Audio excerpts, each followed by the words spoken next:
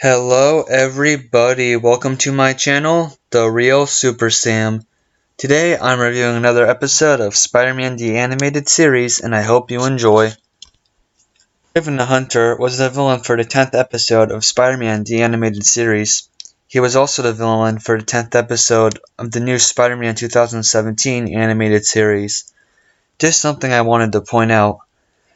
I just had to review Kraven because he is a Spider-Man villain who I always love seeing. His costume is so unique, and his history with Spider-Man and the members of his family, like his stepbrother the Chameleon, make him more interesting than someone like the Shocker. He was voiced by Greg Berger, who also ironically voiced Mysterio, who was my last review I did. And, like Mysterio, Kraven was underused in the series.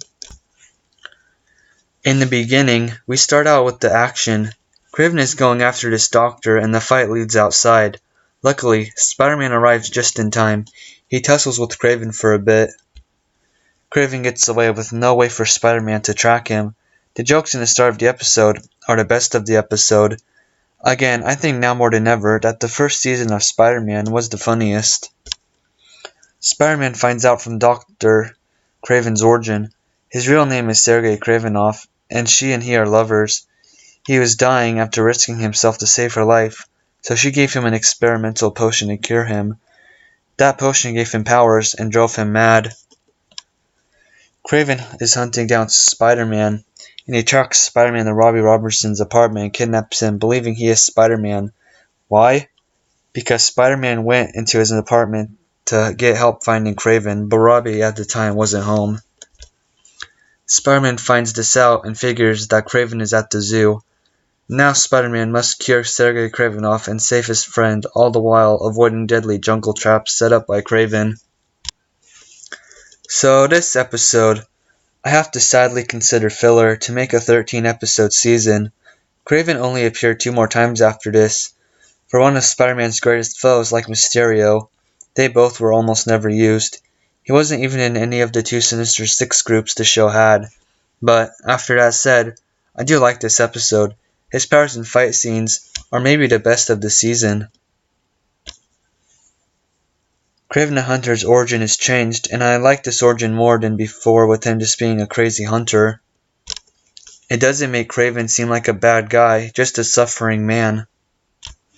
I actually like his and Mysterio's origin story in the TV show better than the comics. Wow, Greg Berger had 2 Spider-Man characters that had great origins that were some of the most iconic Spider-Man villains and who both were almost never used in the show. It also had a little part where Peter Parker went to Mary Jane's animal fashion show. It was pretty useless. It gave us a joke or two, but really just so Spider-Man could fight Kraven again. Felicia Hardy was there, but that was even more pointless. She was in it less than a minute, and Peter just leaves both girls to change into Spider-Man to go fight Kraven. The episode had good coloring. I like how the episode uses a lot of orange in the episode. The fighting was smooth and fast, just how I think Spider-Man and his enemies should be moving around on screen, like in the TV show Spectacular Spider-Man. This episode was really a Kraven the Hunter episode, but Peter Parker's life, examples being Aunt May, Robbie, Felicia, Mary Jane, were in it for a good while. By while, I mean seconds. It is a reason I like this episode though. It doesn't forget the life Spider-Man lives 24/7. It's not like he's Spider-Man all the time. This episode was really about Spider-Man fighting Kraven, but separated it in the middle of the episode to focus on Peter Parker's life, the time he has to take a break from web spinning. And, at the end, really showed off what different villain and character Kraven the Hunter is. He uses ropes, gas, smoke, explosions, weak structures, and much more for Spider-Man to face to save Robbie. Robbie is considered to be one of Spider-Man's and Peter Parker's closest allies, and is shaken up when he gets kidnapped because of him. Spider-Man even calls him an old friend. But at the end, Robbie gives the audience a little laugh explaining he doesn't know what was even going on, and Spider-Man tells him that he has him to thank for it.